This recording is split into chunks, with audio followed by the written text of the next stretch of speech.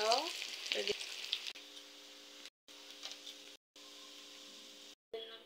So, set aside na natin to. Ayan na yung cheese, potato cheese balls tayo, guys. Madali lang. Pinakuluan ko na to. Malambot na. Mas lang natin ng ganyan. Salt. Mix lang natin to. Paprika. Konti lang. At tayo ng sesame oil. Konti lang din. Mga 1 teaspoon. Then, mix lang natin to. O ng sunflower. So, pagkatapos natin i-wash at ilagay yung mga sangkap at ginawa parang dough, kuha lang tayo ng tansya-tansya na lang to. Tapos, papabilogin natin siya at tayo ng cheese sa loob niya. At tayo ng cheese. Tapos, scroll lang natin ng ganyan. Bibilogin lang natin siya. Nabilog na natin siya. Ano to, ang ginamit ko dito ay gatas na ibak.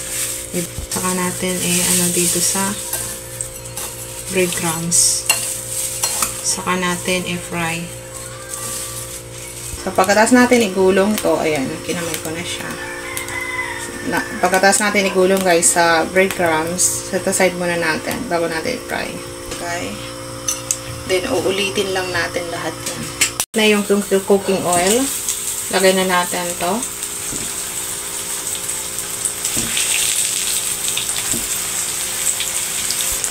Madali lang lutuin to dahil luto naman na siya.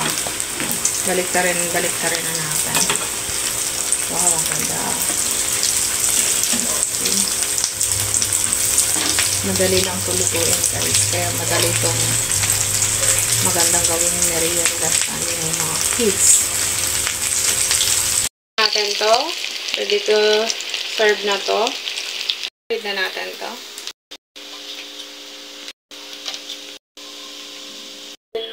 So, set aside na natin to.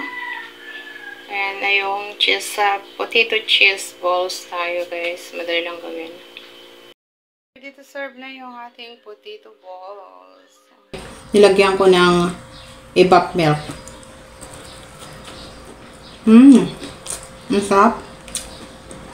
Nakakabusog siya. At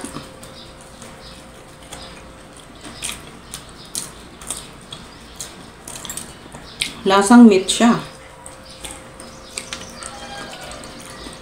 Sarap. Sarap ka eh.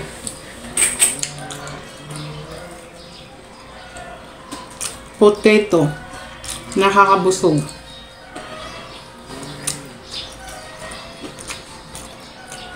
Sarap.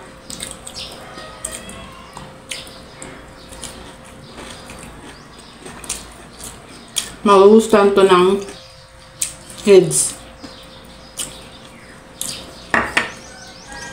Thank you guys for watching. Bye!